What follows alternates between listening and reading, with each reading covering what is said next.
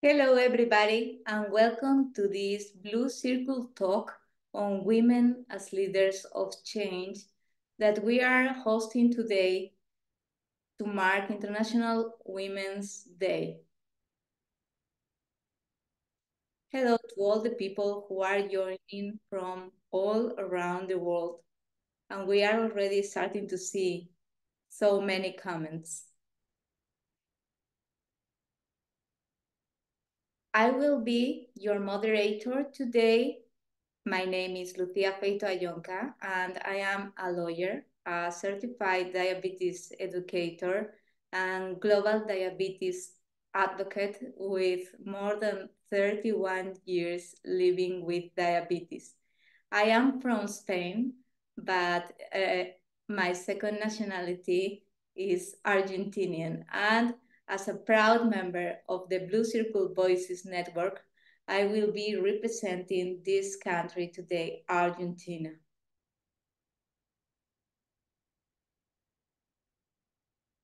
First of all, I would like to let you know that this discussion will be recorded and that you can activate Zoom-generated subtitles for this webinar by clicking on the closed caption CC button at the bottom of your Zoom window. Please note these subtitles are not 100% accurate because they are generated with artificial intelligence and it's not perfect yet. The recording, slides, and feedback questionnaire will be sent to all registrants in a few days. Participants who attend at least 80% of this event live will receive an attendance certificate only if they complete a feedback questionnaire. Please check your spam folders if you have not received them by March the 29th. And please use the Q&A function to pose your questions to speakers and panelists. I encourage you to do so. Please send us all your questions, all your comments, because we want to hear from you.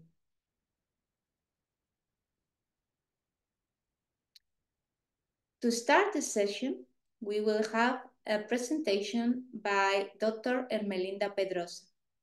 Dr. Pedrosa is IDF Vice President Physician, endocrinologist, and chair of the IDF Committee on Women and Diabetes. She will be speaking on the impact of diabetes among women, gestational diabetes, and cardiovascular disease.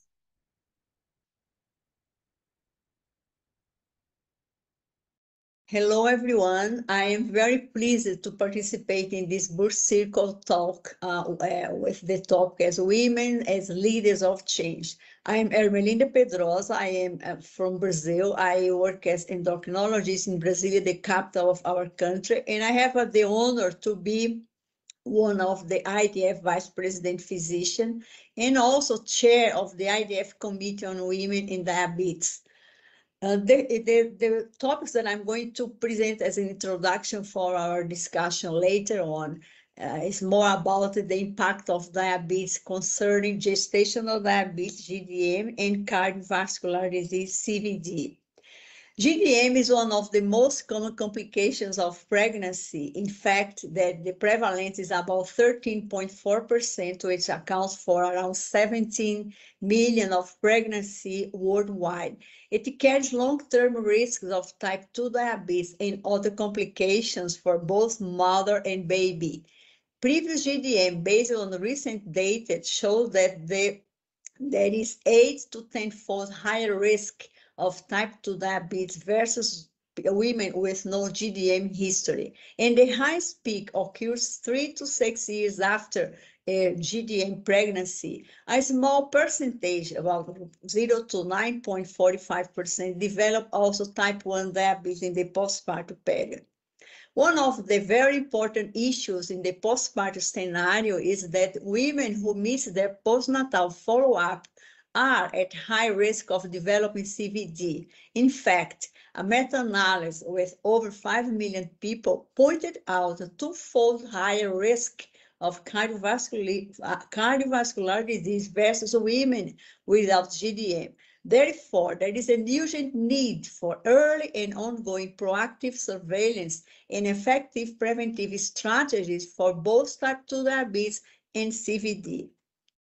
How to improve adherence to screening? If diabetes screening is linked to child vaccination programs or family planning visits, there is a very high chance to change this situation. Also, the recent experience that comes from India with the use of mHealth and virtual visits showed a very important increase rate in adherence that reached 95.8%. So big news and important news come from India, and perhaps we can extend to other countries in the future.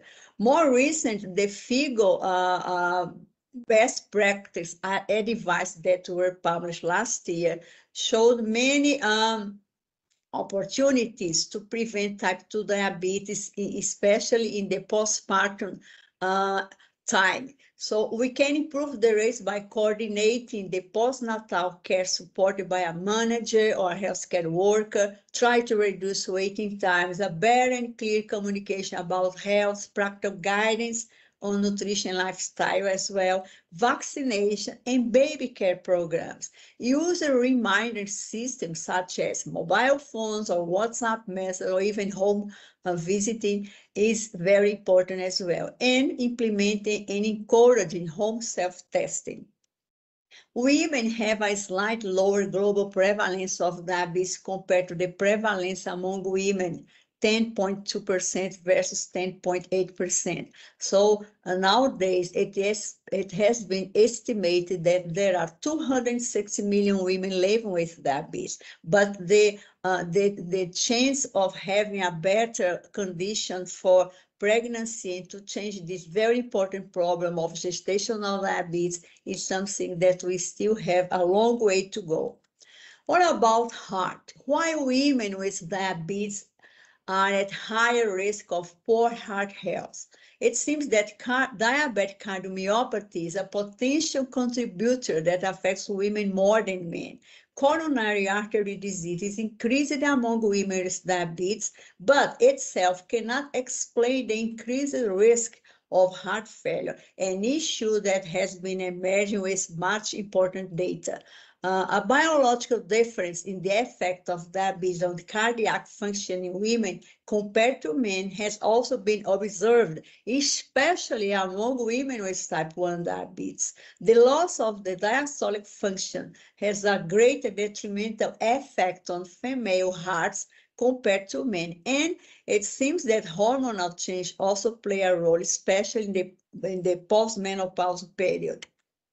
Heart failure among women with diabetes, as I just said, it has become also a very important concern. And biobank data that comes from the UK with over 400,000 participants and over 2,000 people with diabetes showed that women with type 1 diabetes were associated with 88% increases of heart failure compared to men.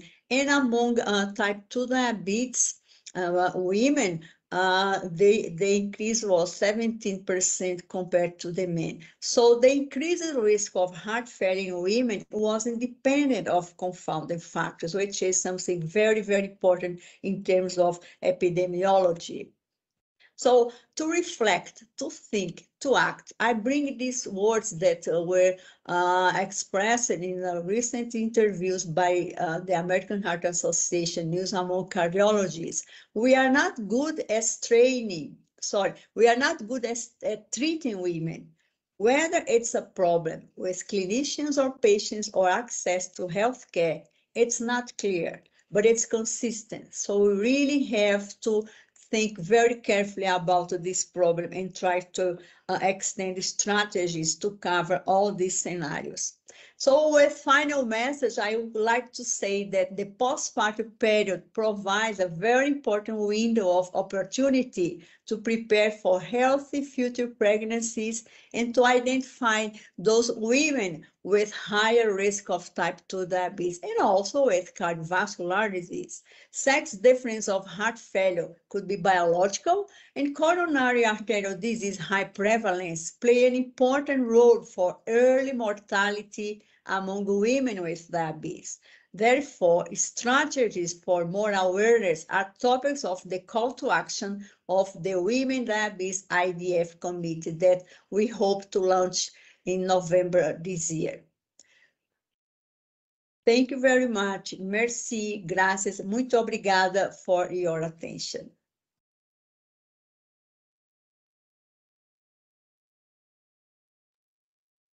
Thank you very much, Dr. Pedrosa, for this insightful presentation on the medical challenges that we women living with diabetes face. And now I'm happy to introduce our wonderful group of panelists who are also global diabetes advocates, and the four of them women living with diabetes themselves.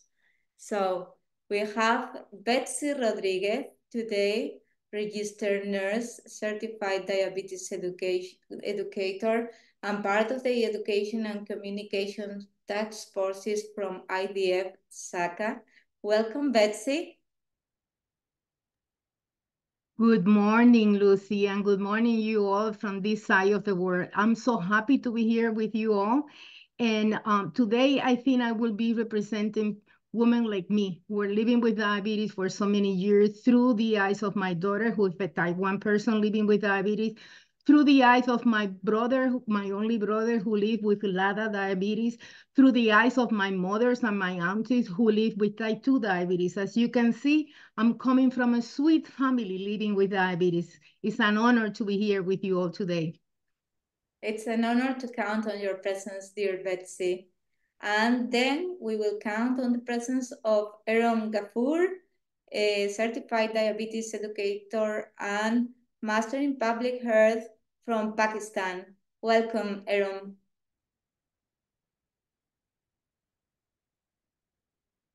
You're muted. Thank you, Licia. First of all, I would like to thank you all for joining us today. And it is indeed a great pleasure for me for being and sharing that great platform with those wonderful ladies.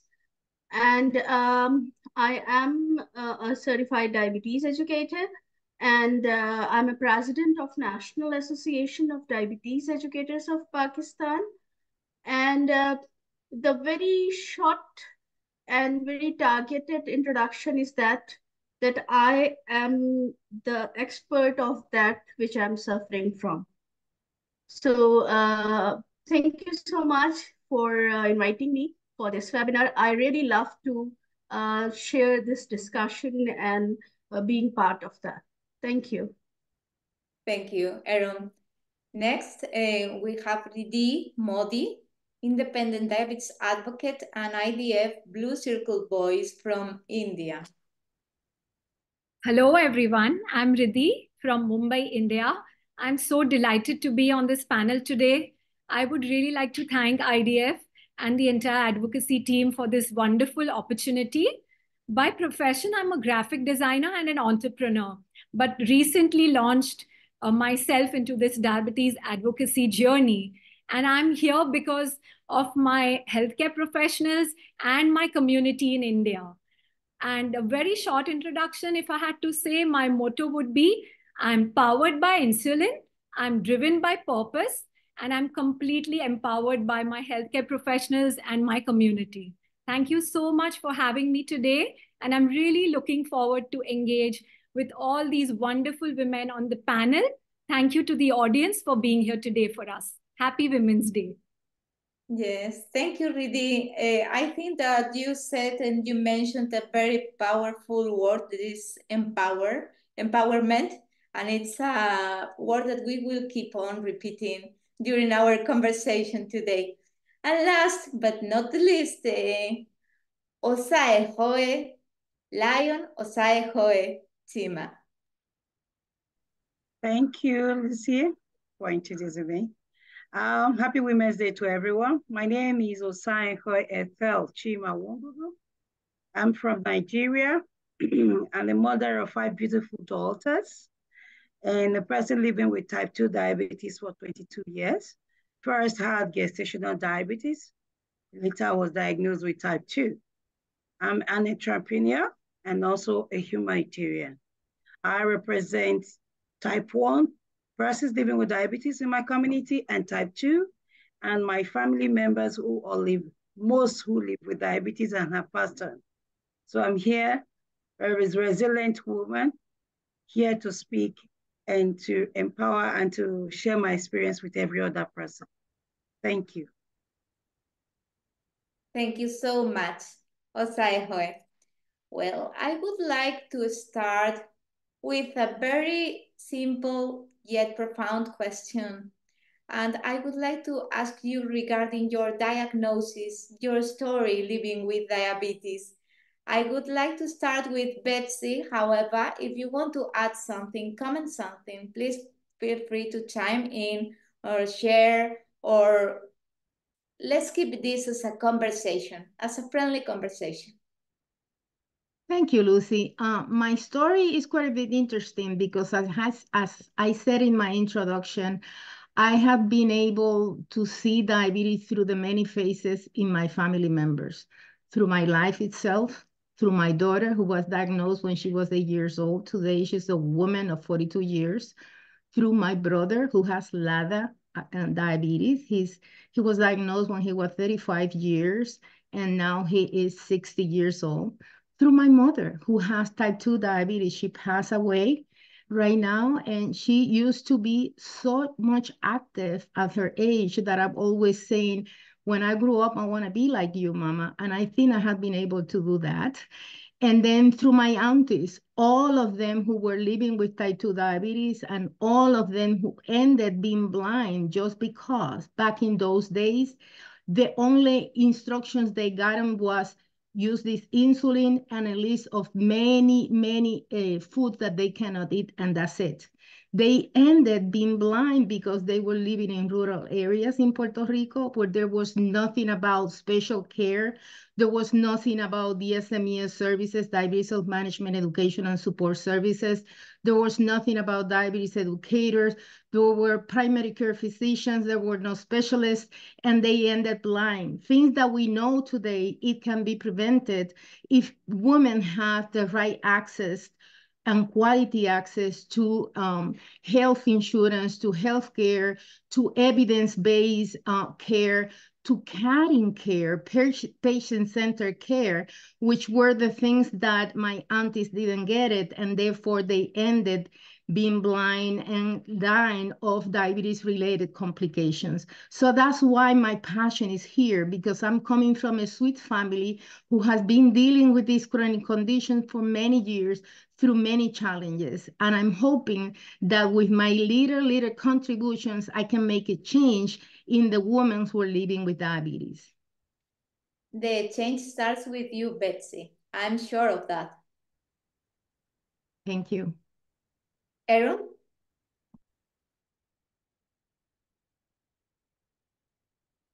You're muted. Sorry. Thank you, Lucia. First of all, I would say that I have some lesson which I would like to share with my diagnosis, because now, as being a healthcare professional, I can say that there are some lessons learned in my story. So I have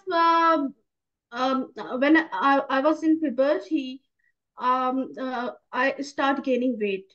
Though I was a very skinny child at birth, and after that, even that is skinny, that when I used to run, my parents runs with me, that maybe I will fall down.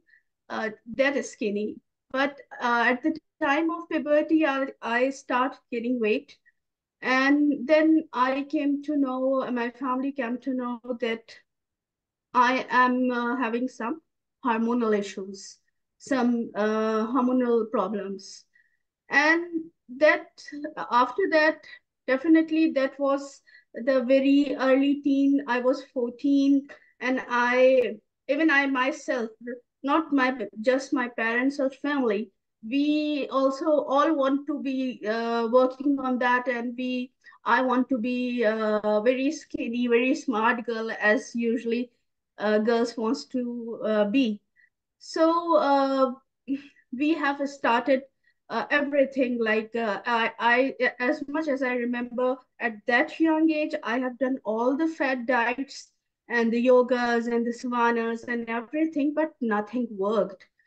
And then someone told my parents that why don't you give her a glass of honey and 3 lemons daily, and she will shed the weight. There's nothing in that.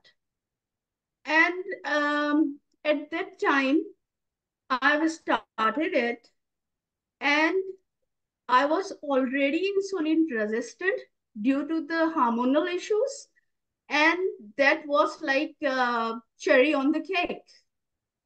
And my pancreas got stressed, and I was diagnosed with diabetes. So I was that was a time I was very much. I must admit, I was very much angry with my family. That why didn't you know? Why were you doing that? So, but now I have understood that people usually think that if they are educated, that means that they know everything. But there is a difference being educated or being aware. Everyone needs to be aware. Of course, academic degrees does matters, but awareness is also important. So my folks were not aware that actually what is going on with their daughter, and that's why that happened. So, and the second lesson which I have learned from this diagnosis, my own story, and I want to share that on this platform, that every overweight person or I would say obese person is not the is not that person which you can accuse, because normally people says that your weight is your fault, and it is very much common that your eating habits are bad, or you are doing living a sedentary lifestyle and you don't do physical activity. But the main thing is that we need to understand that sometimes it is not in your hands. So this is another message, that don't treat everyone with same stick, or maybe with the this is something like that. So you have to understand that what actually going on, and that hurts when people says that, oh, do you eat full grocery of your household? It hurts. So we need to understand that how we hurt other, and actually what is the problem and how can we help. Yes, Aaron. And certainly blaming and shaming does not help anybody. And I see that your story has something in common with Betsy's, and it's the importance of diabetes awareness and education. I hope that it's something that we can do here at IDF and as advocates to spread the word about diabetes education, symptoms of diabetes, and get this information out there to help people and change lives and narratives. Ridi, you're next. Yes. So I just wanted to share in brief about my journey. And firstly, I'd like to really appreciate how Betsy and Iram have shared such powerful stories with all of us. And I feel these are really inspirations that we all and the audience, so many women out there living with diabetes should, probably learn from these lessons. And we should all try not to make, those mistakes again of not accepting whatever is coming our way. So here in brief, I'd like to share my journey. I was diagnosed with gestational diabetes. I was in the 7th month of my pregnancy. Until the 6th month, my journey was absolutely perfect. And I thought, yes, now 2-3 months more and I'll be the mother of a healthy baby. Just then, I got diagnosed with gestational diabetes. And when I reflected back, what could have triggered this? Because there was nothing that I did right or wrong, but I took the blame on myself to say maybe I did something wrong. And when I actually, basically reflected on this, it was triggered by the grief that I experienced of losing a family member. And I had just lost my grandmom, who I was really close to. But at that point, because I was pregnant, I was unable to express my emotions. So grief, deep sorrow, inability to express your emotions can really trigger different kind of autoimmune conditions. And in my case, the diagnosis was gestational diabetes. So first of all, to a 28-year-old young woman, very excited about pregnancy, but on the other hand, there's a paradox of grief and losing a close family member, seeing death for the first time was leaving me in a state of shock. So with the responsibility of managing pregnancy, there was the responsibility now of managing diabetes. And since we can't take oral medications, I was immediately on insulin. However, at that time, I was assured that once I deliver my baby, I'll be able to lead a normal life. And there is like a chance that you may get diabetes later in your life. And just as we started our presentation, when Dr. Linda had highlighted that only 0 to 9% of the women get diagnosed with type 1. And I was one of those 0 to 9% of the women who later on got diagnosed with type 1. And that was also quite early on in life. But the biggest challenges that I faced and that leave me today still, when I reflect back on that journey, fear of insulin. I don't know how, but I completely felt that, I would be able to reverse this condition when I was told that I'll soon become a type 1. I lived with so much of fear of insulin. I didn't want to take insulin for so many years. So my message out there to women is don't fear insulin. It can actually change your life. And the day I have accepted this, my life has been much more positive and wonderful.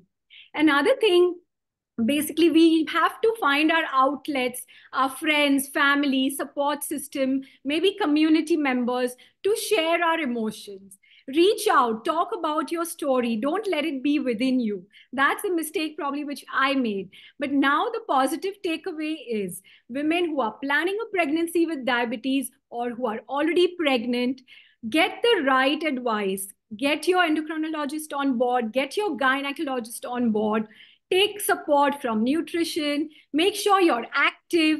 And after all this, you will be fine. You will be on track. So do not fear pregnancy with diabetes.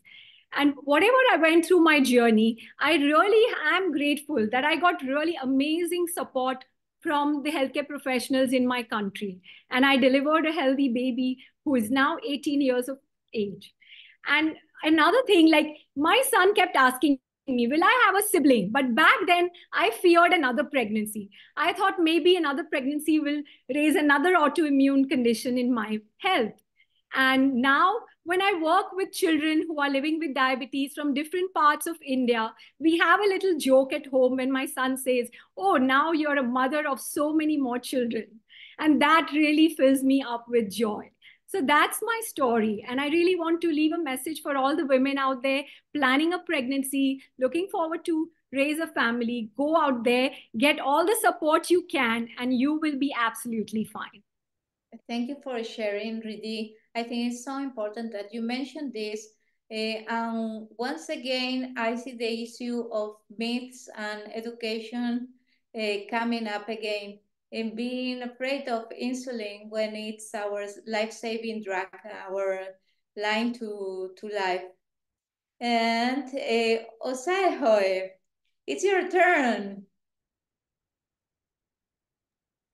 Thank you. Wow, like I said, I stand in for type 1, type 2, myself, my family. So it's a whole life of people living with diabetes all my life until I was diagnosed when I was 35. I'm 55 now. My journey started with my second baby when I was diagnosed. I have 5 beautiful daughters. And My journey started when I had a second child, gestational. I was diagnosed. I've never heard of gestational diabetes before. So all I know is diabetes, and diabetes only affect the old, because I know my parents, my father and my mother had diabetes. So we just believe here in Nigeria, just believe that diabetes is old people disease. So I haven't, even when we hear, or there are young people that have diabetes, families don't bring it out, you're not aware.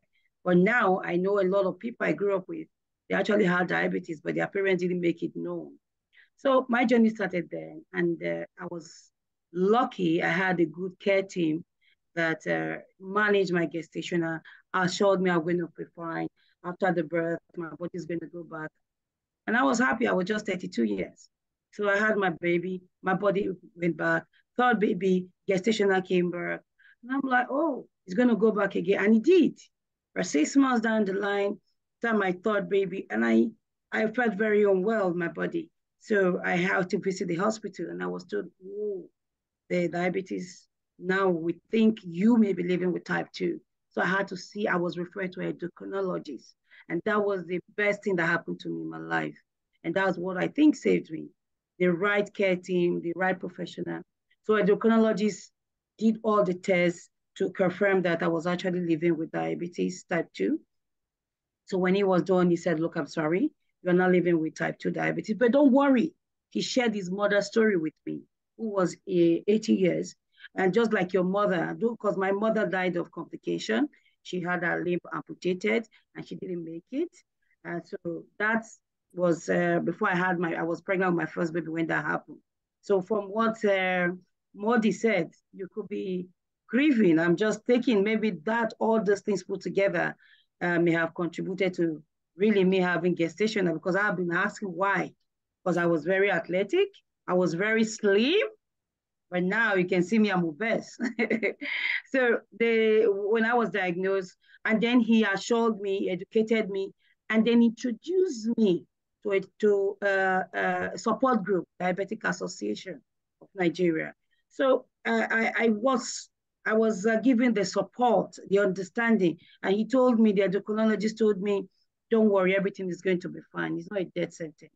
And that made me feel comfortable in my skin, even though it was a strange thing.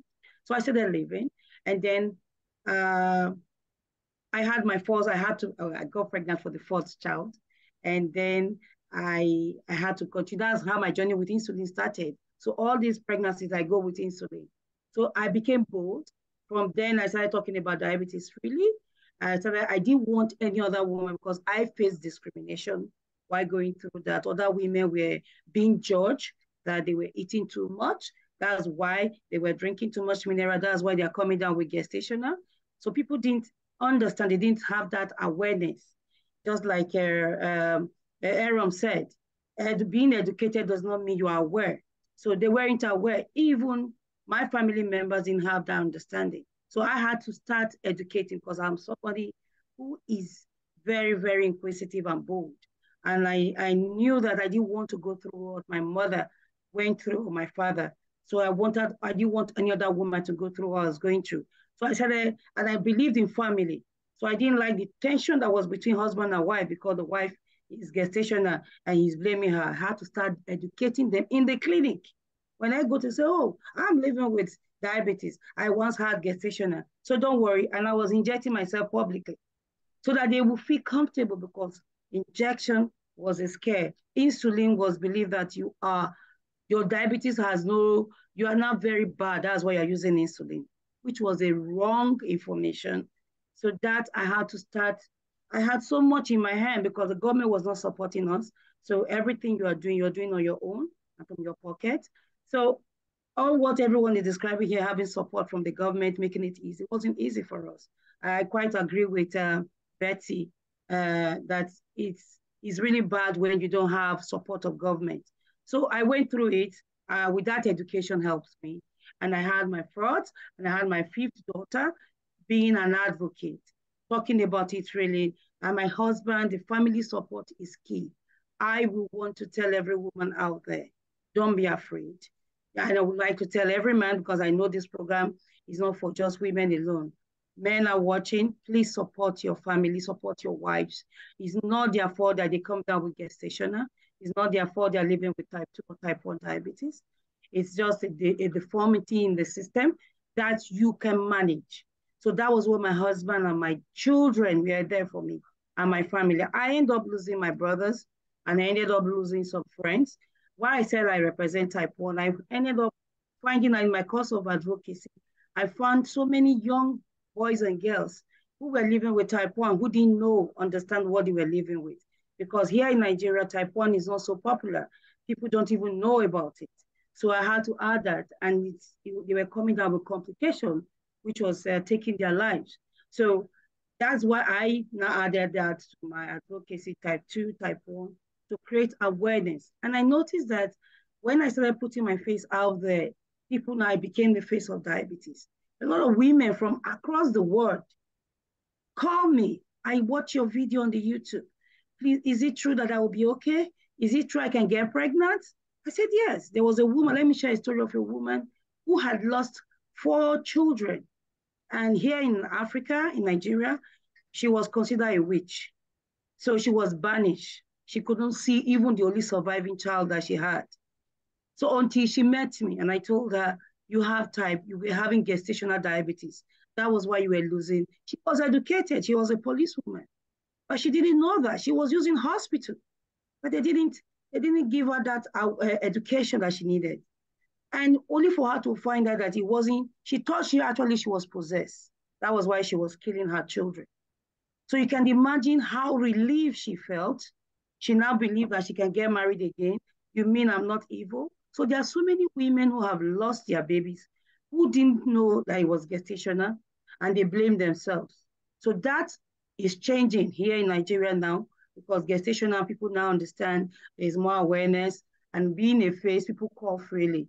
And I want to tell today, being a Women's Day, I would want to tell any woman out there, gestational diabetes is not a cause. I want to support a research that will help us prevent women from even coming down with gestation. That's what is my target. And I hope that the world come together, we do that. So that more, because I believe that when women don't come down with gestation, their children don't come down with diabetes, to drive down the figure, really to drive down the figure. Because if you check it here, most of us here, if you check down our history, maybe our grandparents had gestational somewhere, is why most of us are coming down with diabetes. So thank you very much. And I hope I've learned a lot from just hearing other people's story.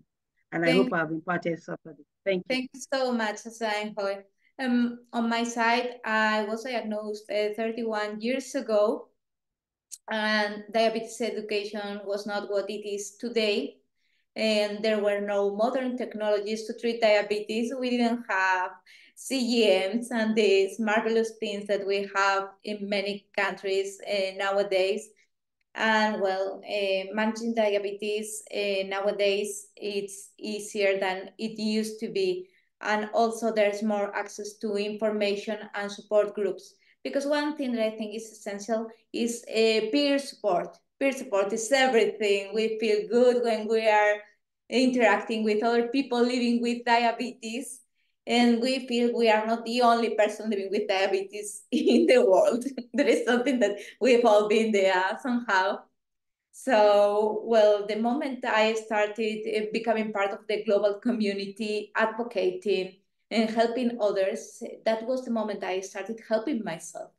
So diabetes became from me, at first it was taboo, and then it became a vocation, a professional thing to pursue. It became everything because I was so happy when I could help others living with diabetes. I was somehow helping myself doing that.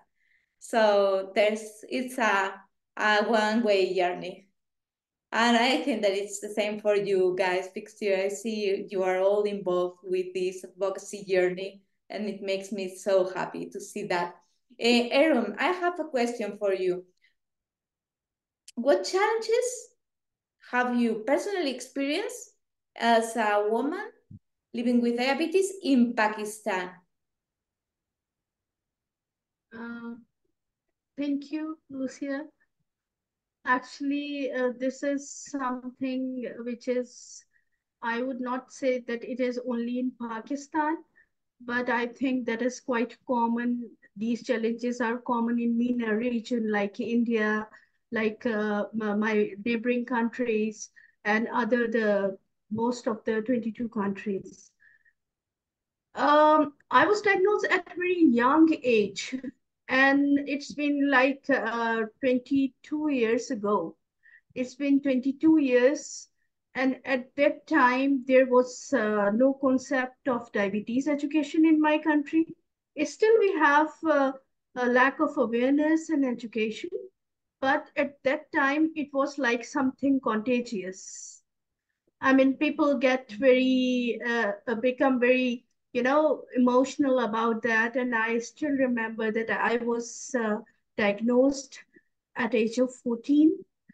And when people get to know that I got diabetes, they came to meet my parents like something they are condolencing about, something like, if you condolence for someone like that.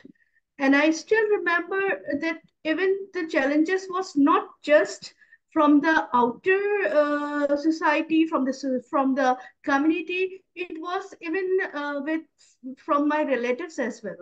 So that starts from there because, as I said, there was lack of awareness, and still there is, but still people don't think that it is not contagious. Things are getting better, but around 22 years ago, it was like I've been uh, facing such a mental stress at age of 14. And I still remember that some of my relatives were telling my parents that don't spend much money on her studies because she will ultimately die. Yes, that's Or correct. telling my parents that don't arrange her marriage because she will not able to conceive and ultimately she will get divorced.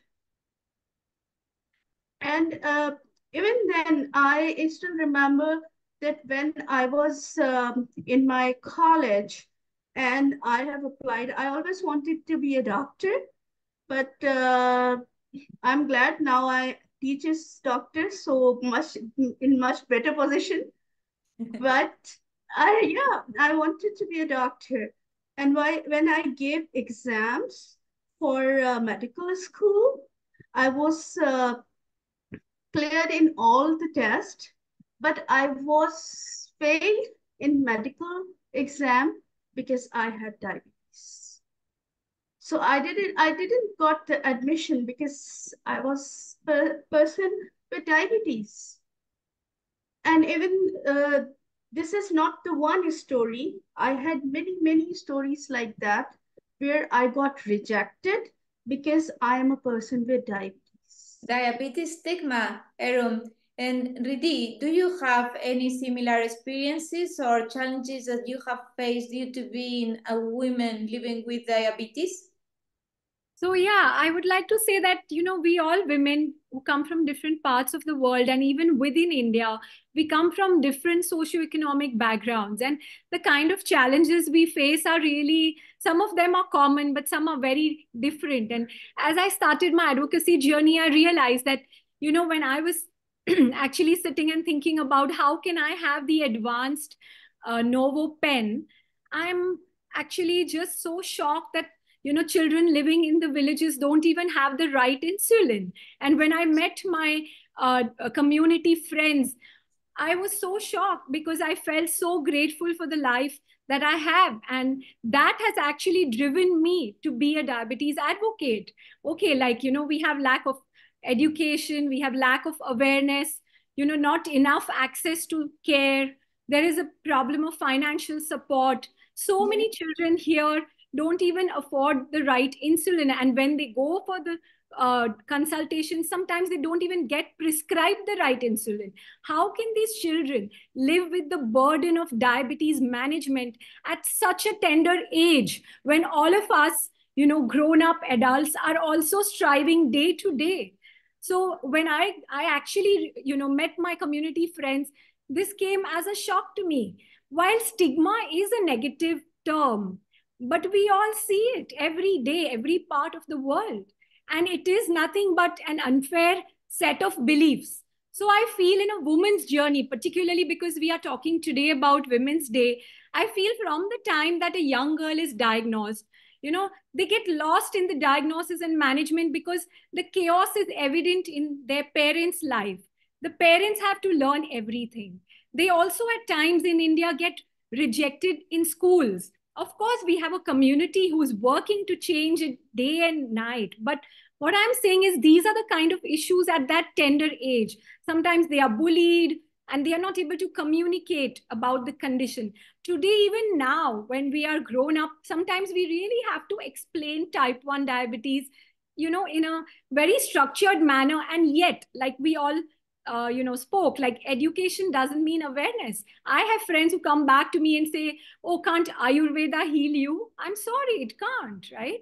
And then when these young children, women, they grow up to be teenagers or young adult women, they have to deal with social acceptance, so much of peer pressure and bias, typical stereotyping issues, and then financial support from parents who are actually earning day in day night to manage a family, work on their meals. There's many factors, Riddhi, so There are many. many factors.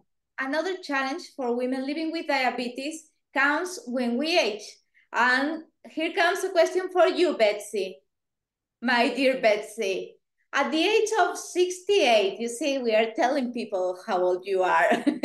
Fine. What challenges are you currently facing?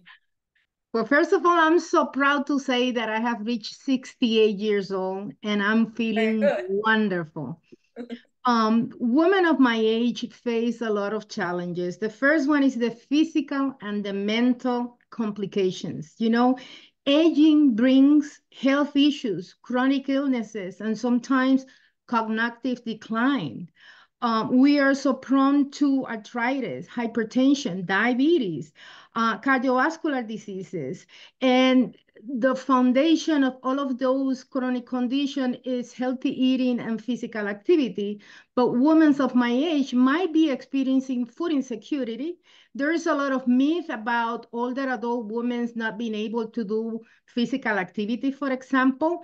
And there is a lot of myth, especially in the group that I represent, the Hispano-Latinos, to a woman going to a gym might not be perceived as a good women doing the things that are supposed to be only for men. So there are stereotypes within groups that sometimes don't allow the women to do what is right for them. In the United States, for example, there are many women who live in unsafe places where walking around just to do physical activity, they cannot go to a gym, will not be there an option because they're not living in safe environment, especially if you're coming from vulnerable populations. So then from one side, the science says that physical activity is good for all people living with diabetes, but then on the other hand, your age might be limiting you to do these kind of things. But here today, I am to tell you that at my age, I go to the gym 5 days of a week. I devoted 90 minutes of my life to be physically active. And I am wondering why I have been able to do the things that I thought I will never be able to do. Small step, big rewards will be my best advice here. Second is the financial challenges, Lucy. Limited income, difficulty accessing the necessary benefit pose significant challenges for women of my age. Women often have lower lifestyle earnings due to unequal payment, caregiving responsibilities, which impact their financial security at all age. Therefore, it impacts the care that you have to do for yourself for your diabetes. Social isolation and loneliness, it's so common when you age. Not adapting to technology or the social norms that are rapidly changing. Now is everything about Facebook, WhatsApp, Instagram, all those social media channels. It's all about technology. And if you have not catch up that bridge of the technology, you might be experiencing loneliness and not being able to adapt to this fast and furious society that is technology-based. Gender inequities. Despite advances, there are gender disparities that persist. Older women face higher rates of poverty and violence than men. Unequal power relationship rooted in what I was talking before, those traditional gender roles affect women's socioeconomic status through their life, making them vulnerable to discrimination and marginalization because of our age. Healthcare access and literacy. Some older women experience low literacy rates due again to that lifestyle inequalities that I was making reference before. And to complicate this story even more, pension disparities. Globally, only about half people above retirement age have access to a pension.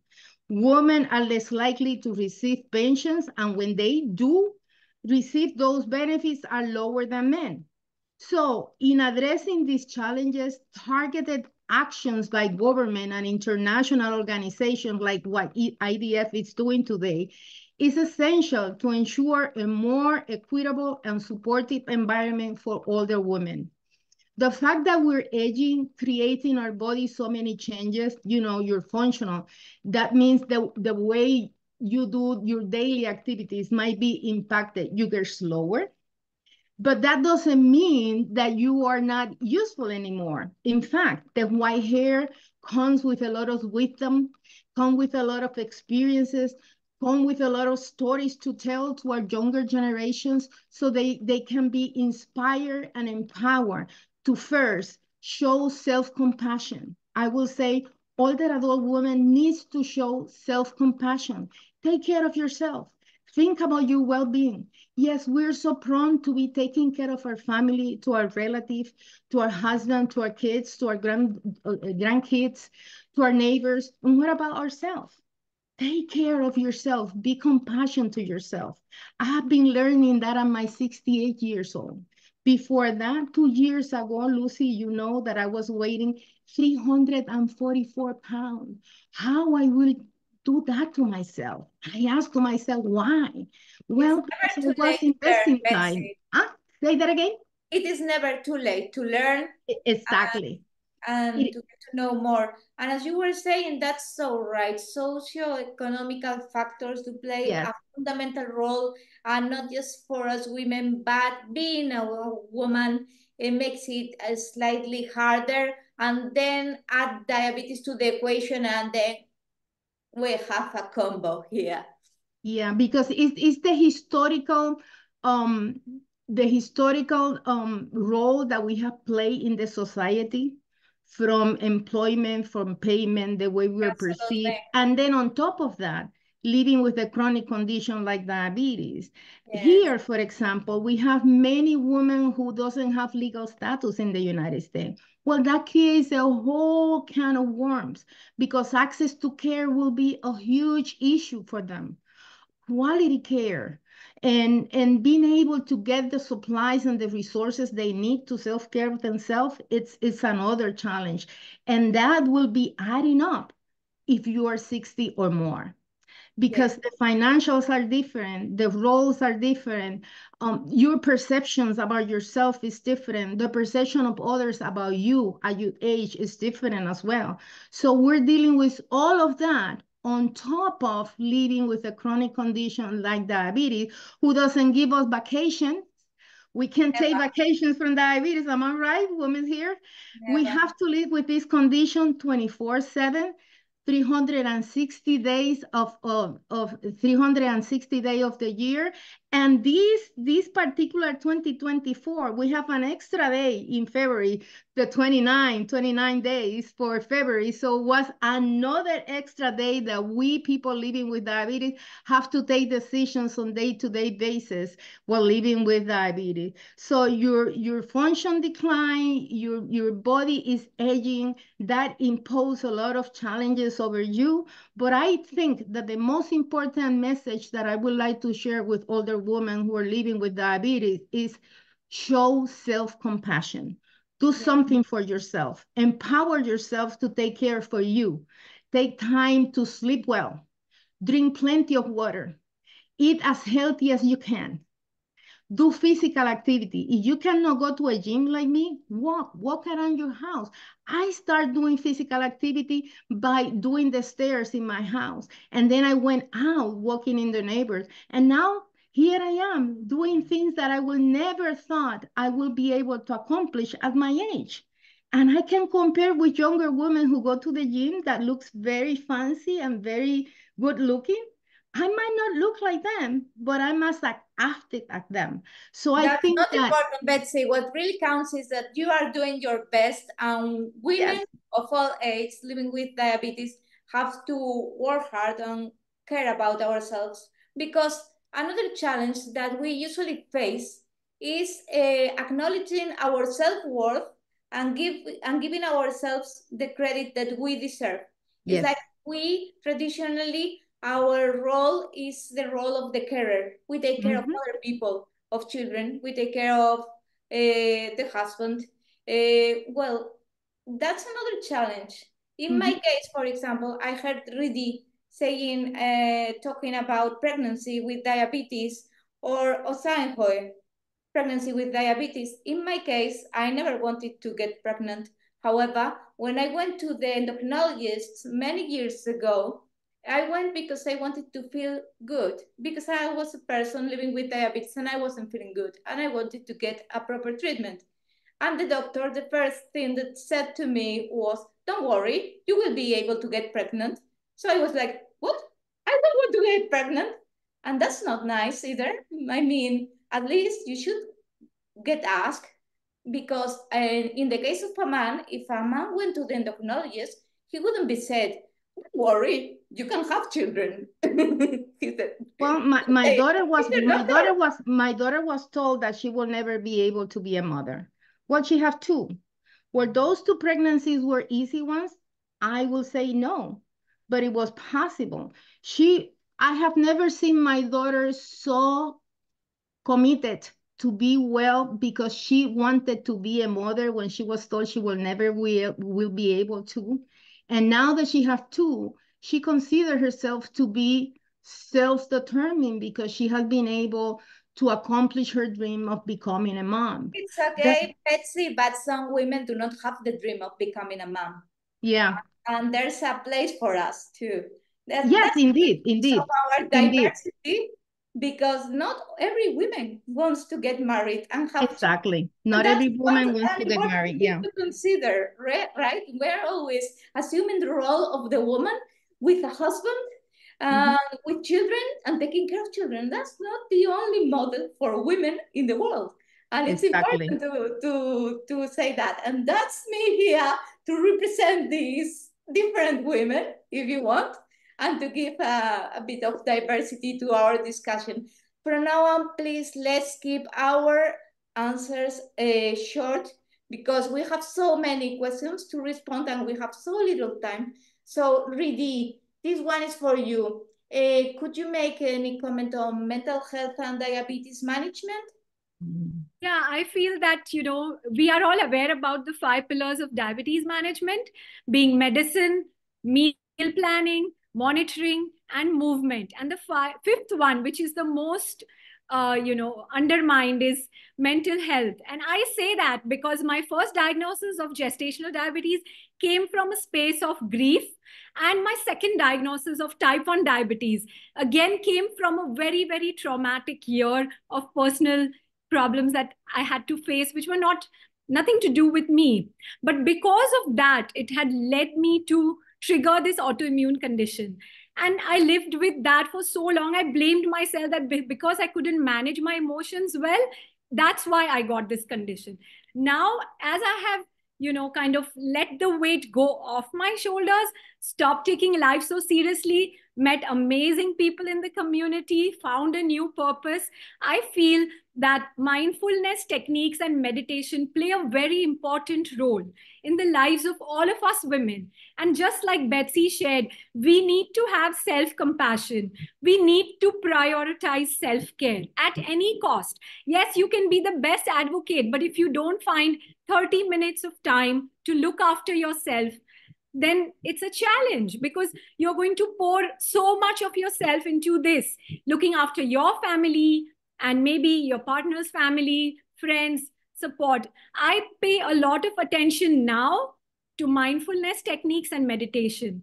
My mantra for this is a simple 4P. Whenever you feel the pressure, so that's the first P. Whenever you feel the pressure, pause, prioritize, and then feel at peace, and then come back stronger. So that's one mantra. And a very short example, I would like to share a personal story. Like, I was running the 10K marathon a few weeks back. Now, my goal for running started with diabetes awareness and talking about insulin. But, in that journey, I just started getting very competitive about the running and maintaining the timing. And the last run, I had set a target. Now, when I was just almost halfway into the marathon, I realized that my blood sugar was rising because I was the one putting the pressure. I forgot my goal that I'm running for diabetes awareness. I'm not there for a medal. And then I stopped. I took a bolus shot in the middle of the run, made it to the finish line, did quite well. But, when you take the stress away from whatever you are doing, that is when you will feel joyful and you will be successful. So a little message as I sum up my this answer would be for the audience and for all of us living with diabetes are the 4 Ds.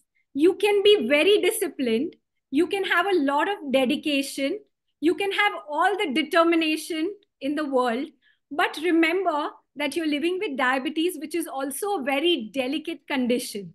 So in all the 4 Ds, don't ignore the 4th one. For a moment, I forgot that I'm living with diabetes and I started getting very emotional about my run. So all of us need to remember the 4 Ds. You may be disciplined, determined, dedicated, but don't forget at the end of the day that diabetes is still a very delicate condition.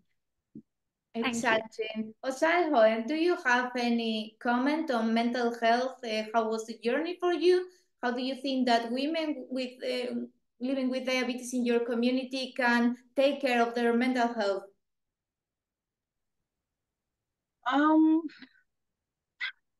In my community in Nigeria, it's quite different from everybody, most people's experience. Because here, we are very religious, and we claim to be very religious, and we ascribe everything to most of the time, black magic and manipulation. So for a woman living with diabetes, first, she needs to come to terms. She has not even come to terms with it. She still believes it's an attack from the black word. So, and that already is a torture on her. So as per mental health affecting women's mental health is an understatement. Yes, it is. And here we are managing ourselves from our pocket directly. The government has not accepted to even do something about diabetes according to what they agree with WHO to make sure that that's the global, to make sure that diabetes is a non-issue by 2030, which was their agreement. They've not even done anything about it to be proud of. So we pay from our pocket. Mental health is not even captured as being a problem for us here. So when I talk about mental health and women that, language matter, don't tell me I'm diabetic, you're stigmatizing me. Don't tell me my food is diabetic food. Don't tell me, that woman that is diabetic. There's a friend there's a friend I have. She's a younger friend, very young, living with type 2. Her marriage was dissolved because the mother-in-law found out. Meanwhile, the mother-in-law is living with type 2. She found out the young girl is living with type 2, and she called off the wedding. That girl teen, as at the last time I spoke to her last year, she's still affected mentally. She's scared of relationship. She's scared of talking about the fact that she's living with diabetes.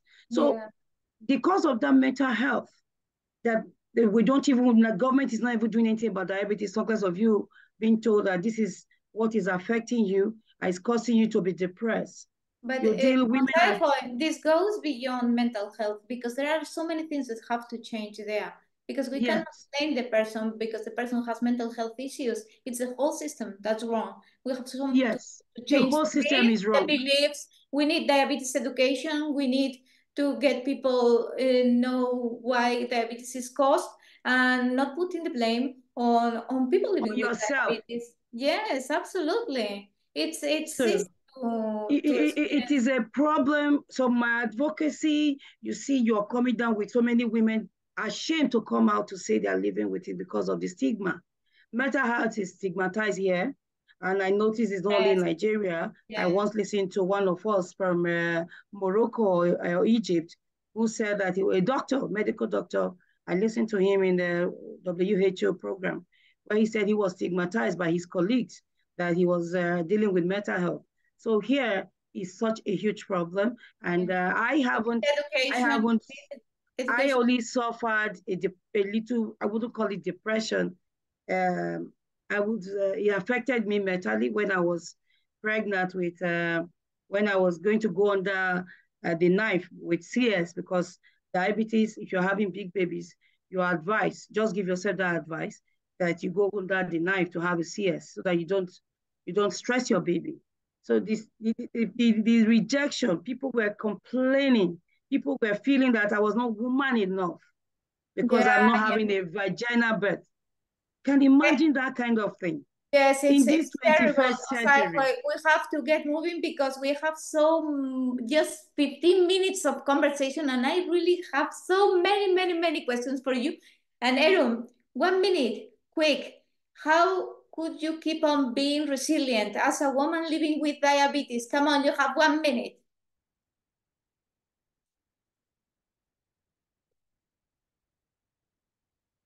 No, you're muted. Sorry. Actually, in 1 minute, I would say that I have defined some rules for myself, and I think all the people with diabetes should do this. The first thing is that live in this moment. Don't worry about the future or anything because you don't enjoy the moment. So I live in the moment and I enjoy everything. The second thing is that I have a schedule for my own when I want when is my time, then I eat and I do my all the things. I take my insulin on time, and I don't uh, mess with my schedule for anyone for anything. Because if I will not be okay, then I will not be able to do anything. This is my the second rule, and the third rule is that I should keep in contact with my doctor, with even with my doctor after working in a tertiary diabetes care center. Even then, so I keep in contact with my doctor. I always discuss it and learn it that how should I do this, and that should be done because most of the time the people with diabetes have long duration of diabetes, then they think they don't need any instruction and they don't want anything. So this is what I do. And second thing is that always focus that what you can do for others and how can you make others life more beneficial, and what you are missing right now, because this is my target, that what I'm missing right now, I think which is better for me. For example, I can have insurance from the government. So please try to work for that. So that will give you ultimate happiness that you are even doing something for others. Thank you so much, Aaron. As time has passed so quickly, and we have to leave this marvelous conversation. And I would like that we all do that with a conclusion on how we, women living with diabetes advocates, what can we do to change things, to keep on being leaders of change, and what's our input? What are we going to do? I think, in my case, to start, I think it's important to think about the role stereotypes and work on them.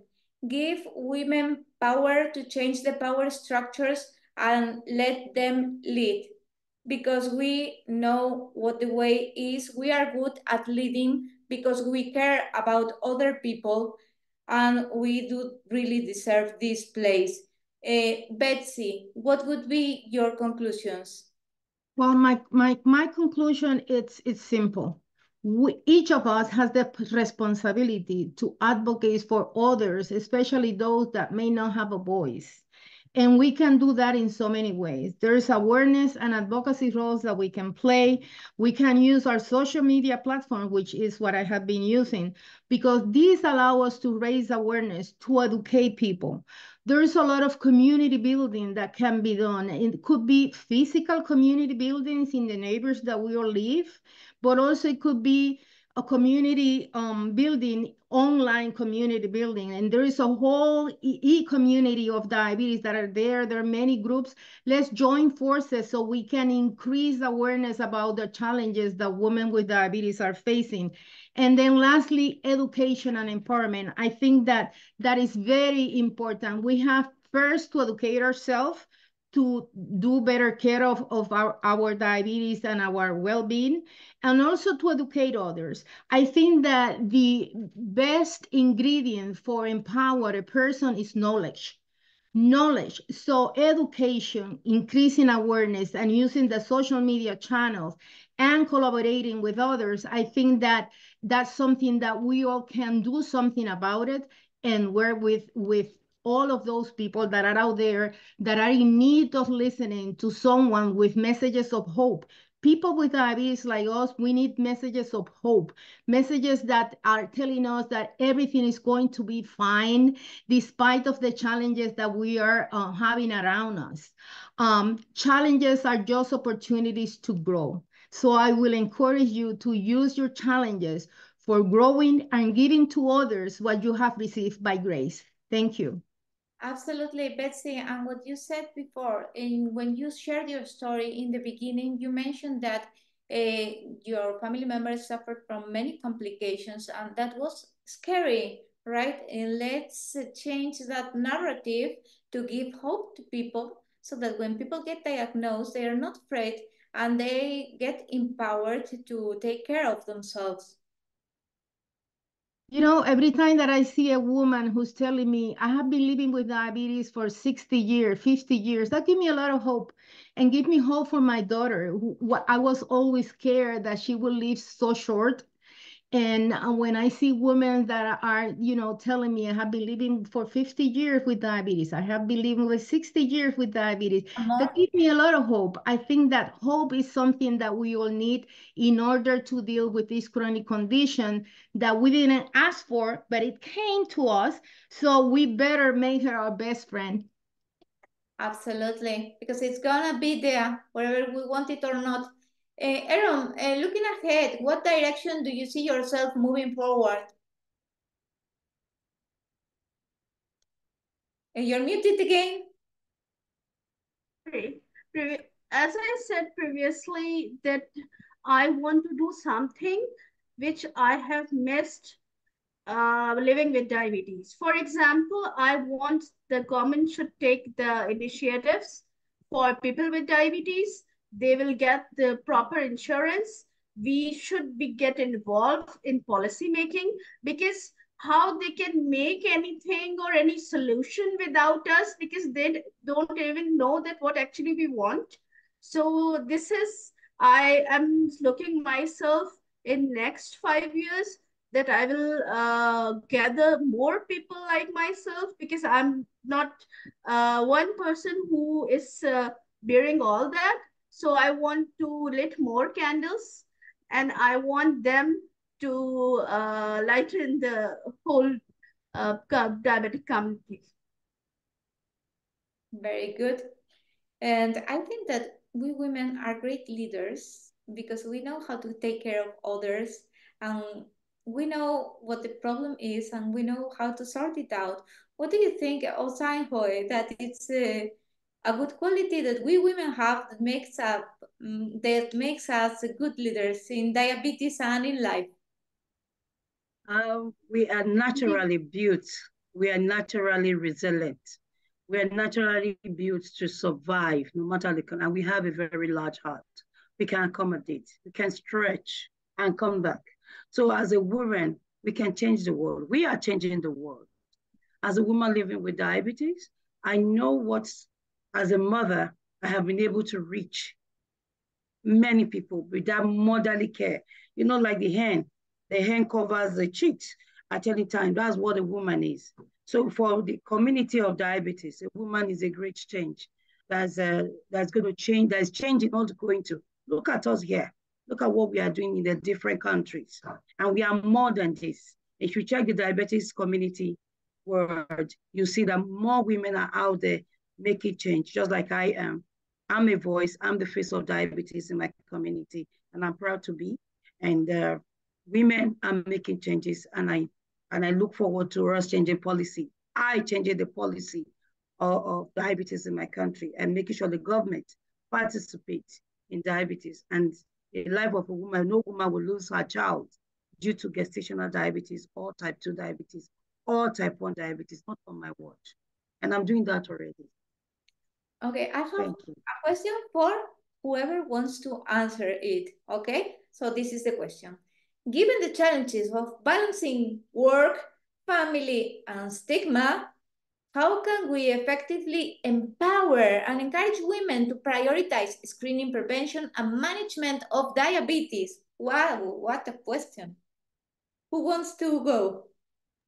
Well, as you just told before, changing the narrative. Language speaks tons of words, and words have a lot of power. So we have to continue sending the message that we're not diabetic. We're people living with diabetes. Diabetes doesn't define us. So language matters when it comes to diabetes. I think that there is a lot of education that can be done in that. Stigma is a huge problem for people with diabetes. So telling your story, it will help others get away from that stigma. Medical inertia is a huge issue for all of us who are suffering diabetes. Every time that I walk on an office doctor, I always raise the questions to myself, will I be getting the quality care that I want and deserve because my last name is Rodriguez, my zip code is 30045, and I have this strong accent when I speak English. So discrimination is there based on your race, your ethnic, your age. I mean, there are so many things. We have to continue fighting those stigma that are affecting all of us who are living with diabetes. Yes, on top of diabetes, we have some other things, our race, our sexual orientation, and many more. Osanjoy. Okay, I was going to add that being a woman, we also suffer and living with diabetes. You don't get job like every other person. You know, for the fact that you're living with diabetes, there's that stigma that you're going to be ill, you're going to be going to the hospital in and out, because in a developing country like ours, I think it affects some parts of India too. I've had my friends from India complain of the same thing, that there's discrimination. So, but as a woman, I would want us to stand resilient and I did. So find out something about yourself that you can do. Don't let diabetes define you. Stand tall always, stand strong. Yes, community support is important. Get involved with community support. If you don't have it in your community, be the one to start it. I belong to RJ is an online. I belong to the Blue Circle, is online. We just got to meet the first time last year in Harburg. So everything now is easy thanks to internet. And then empower yourself with information. Train to understand the condition you're living with. So every woman, don't feel weak that diabetes, you're living with diabetes. It's not the I'm so many things. We are so many things. We are teacher, we are mother, we are friends, we are entrepreneur, we are developer, we are pilots. We are even sports people, because we are living with diabetes, we are women. So we are many things. So don't stop yourself. So that's what I want to give to women out there. Don't let diabetes stop you, and don't let the society stop you. Of course, just go for it. Nothing will stop us. And Rudy, what would be your message to women living with diabetes who want to become global advocates and start working for other people just like we are doing? So I'd like to share that advocacy is not really defined by a timeline or a specific cookie cutting approach. You can be your advocate first. Let's start there. How about you carry yourself with confidence? And like our other friends on the panel have shared that, you know, when you walk into a room, stand tall. Don't let diabetes define you. You start giving out the confidence. You carry yourself well. And then we have to realize that we are all a chain of voices. There are advocates working on the grassroots level. Some of us are messenger voices who are meant to carry the grassroots level voices to the change makers. You could be a change maker. Find yourself in the chain wherever you are. Don't limit yourself. But one more thing is also stay connected to the community. You know, connection is very important, not competition. Don't compete with each other. Find what you are really good at. Maybe I'm better at mental health. I want to create a safe, vulnerable space for people living with diabetes to come up and talk to me. Maybe not about carb counting and just have like, how are you having? What is your day like? How are you doing? What is it that is bothering you? Today, I'm really burdened with diabetes management. Like simple things, like nobody talks about the simple things. So find where you are in the chain of advocacy. And before I sum up, I have written a short note, which I would love to share with everybody. Let's all together value the power of and. So while we are all passionate, let's also be purposeful. So passionate and purposeful. We are going to be unapologetic, but let's also be understanding. Yes, you can be a go-getter. And don't forget to be graceful because you're a woman at the end of the day. We are all going to be strong, but we also have to remember to be sensitive to ourselves as well as others around us. Let's be assertive and also let's be very, very accepting. That's my message for everyone here. This will help us all together realize our life's potential. And when you forget that, you know, everything around you looks very dark and dull, just pause and reflect. Maybe you are the light. So that's my message. Thank you very much. Very good. And well, I think that as women living with diabetes, we all have something in common. In order to help others, we should first do self-advocacy and help ourselves and get the best possible management of our own diabetes, because we are not good enough as women, as wives, as mothers, as friends, as anything if our diabetes is not well managed. So let's get educated, let's get treated, let's work on our well-being and on our health, and from there we will be able to help others and to change many, many, many things. Thank you so much for sharing this marvelous session today, ladies. It was wonderful.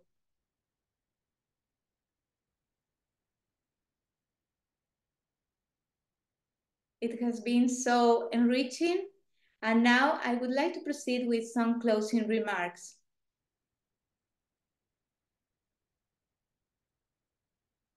Thank you so much to everybody for accompanying us today and to follow our discussion and on this rich background on global advocates and women living with diabetes from different parts of the world. It was so enriching and so diverse. The recording, slides, and feedback questionnaire will be sent to all registrants in a few days.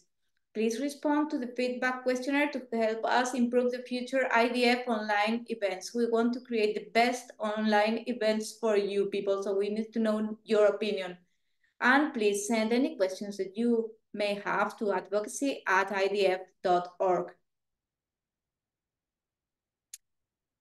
Our next event will be one on diabetic retinopathy, a call for global action. It will be an online event, and this is a policy brief.